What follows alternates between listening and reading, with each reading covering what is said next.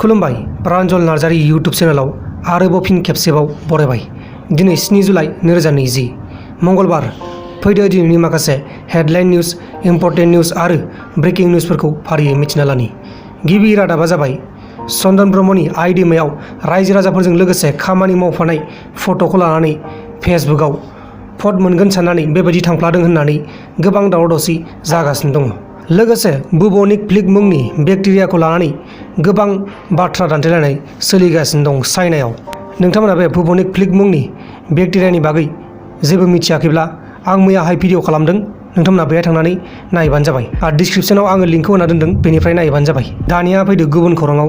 गुबुन खौराङा जाबाय गुबुन खौरांखौ बेखेवथ'यैनि सिगां आंनिफ्राय नोंथांमोननिसिम मोनसे गुरै खावलायनाय।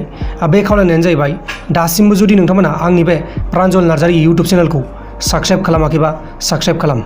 साबस्क्राइब खालामनायाव 1 सेकेन्डबो टाइम नाङा, नाथाय आंनो भिडिअ खालामनायाव 1 घन्टा, 2 घन्टा, 3 घन्टा गाहाम टाइम नांगौ। दा बेनिखायनो नोंथांमोना हायोब्ला साबस्क्राइब खालामबानो जाबाय।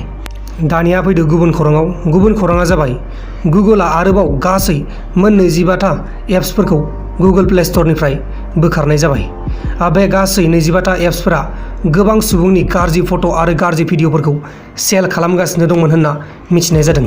लोगोसे जोंनि बे भारत हादरावबो गासै 49था वेबसाइटफोरखौ बेन खालामनाय जाबाय। बेफोर वेबसाइटफोरा गथ'फोरखौ लानानै माखासे ब्लग निउसफोर फोसावोमोन आरो नंखाय बाथ्रा फोसावोमोन।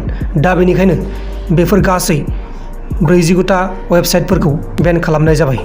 दानिया फैदो दिनैनि माखासे हेडलाइन निउजफोरखौ फारियै मिथिना लानि।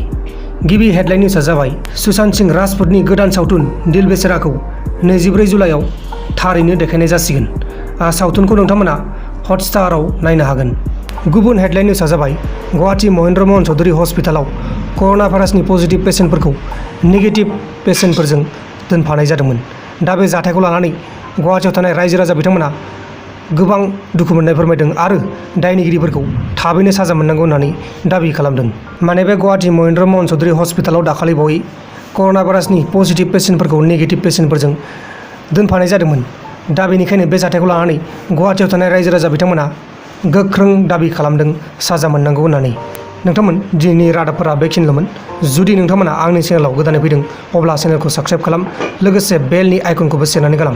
अब्लासो आंनि गोदान गोदान भिडिअफोरा नोंथांमोननिसिम थाबैनो नटिफिकेसनाव सहैगोन। बाय बाय।